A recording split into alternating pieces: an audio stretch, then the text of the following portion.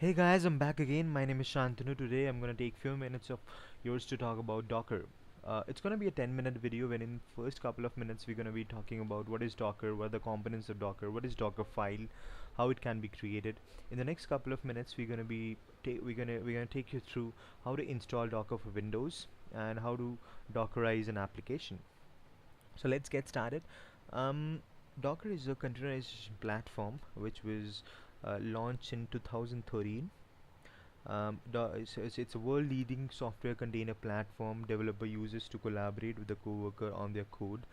It eliminates the phrase "it works on my machine." Plus, enterprise uses Docker to build agile software delivery pipelines to ship new features faster, more securely, and quickly. Uh, as discussed, Docker was launched in 2013. Initially, it was launched only for Linux. Later on, it was also available for Windows. So this tutorial gonna be all about uh, how to install Docker on Windows and how to Dockerize your Python application. So Docker is basically compared with a VM. So when you have your VM application on top of your VM, you first have your virtual machine, then on top of it you install the operating system, then you have your dependencies like IIS if it's a .NET based application, then you have your code. On the other hand, as discussed with the VMs, you when you spin up a VM, each VM gets its own operating system with a kernel. Kernel is like the core of the operating system. However, with the container, they use the same host kernel, and that is shared between all the containers. And yeah, so basically it is being shared. That's why Docker are can be spinned up, can be started up in within a few seconds. However, VM takes couple of minutes. Workflow. So we have an image which is basically can be defined using a Docker file, which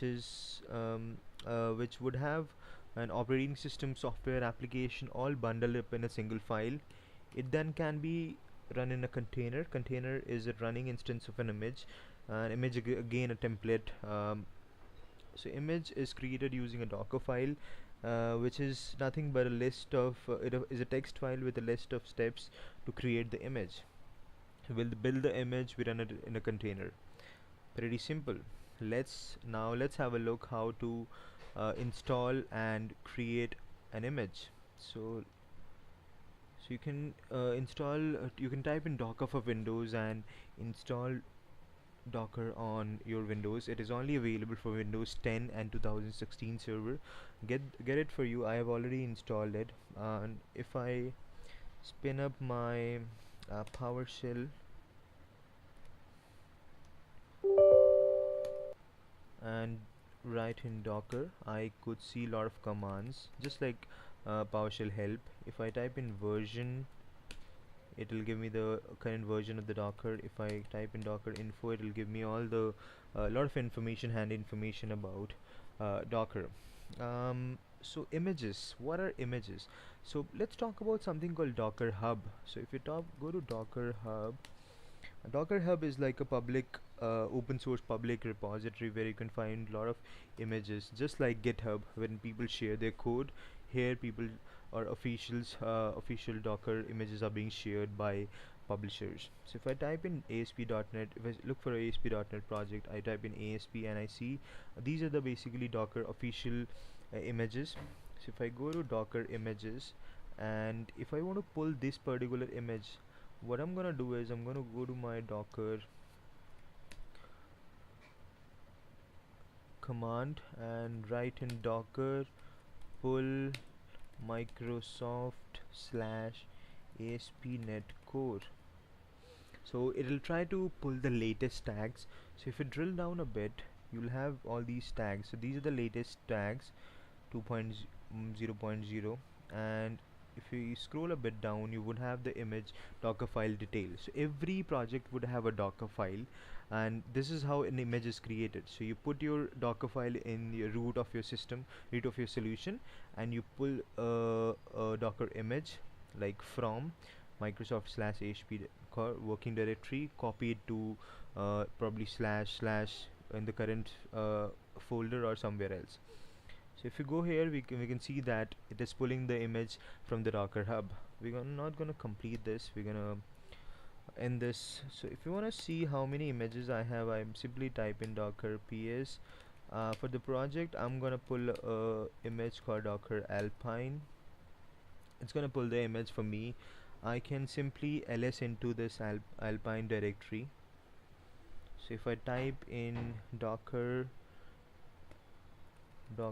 run alpine ls minus l, it's gonna give me the entire directory of this alpine image. So uh, that was it. So this is how you pull an image. Let's take an example of I have an application. It's a Python based application. This is the main file, and this is the requirement document, and I have a docker file. So I'm going to open this docker file. Probably I'm going to open this with a notepad. So here you see that you have from a keyword defined, wherein it pulls the images. So if this is the image name, which I tried to show you a couple of minutes back, and in the next these are the updates and python and pip installation the this docker file does. In the next step, uh, this install all the python requirements to run our app. This is copy requirements.txt and the name path of the directory. Next, it copy the files you have created earlier with the image by using the copy command. In the expose, it expose the port which a docker would need to listen to. The last step is the command for running the application, which is simply python and user source app and app. So let's verify our docker file. So let's go back to my PowerShell. Let's clear the screen and let's build our. So to build, you got to go to where your docker file is. So my docker file is in folder called template flask app. Okay, so I'm gonna build. To build it, you use docker build minus t username. You need to create a docker user account on your docker hub slash my first app, and it's in the current directory, so just a dot.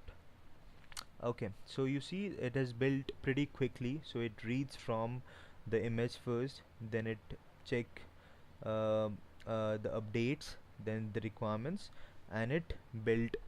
At the end you will see successfully built from the particular tag. So if you go to my, so I have defined my port and everything. So if I go to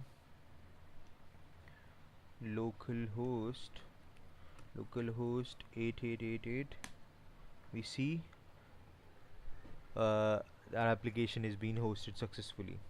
If you go over here, so that's what we defined. See, open this.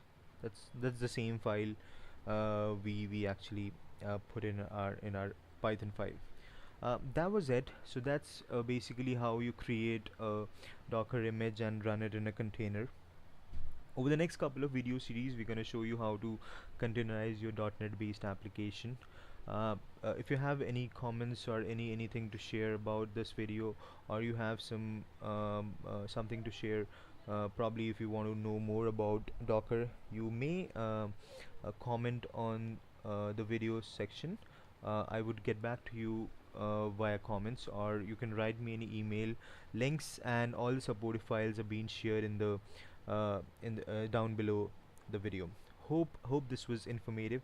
Thank you for your time. I'm gonna be back again with few more videos. Thank you.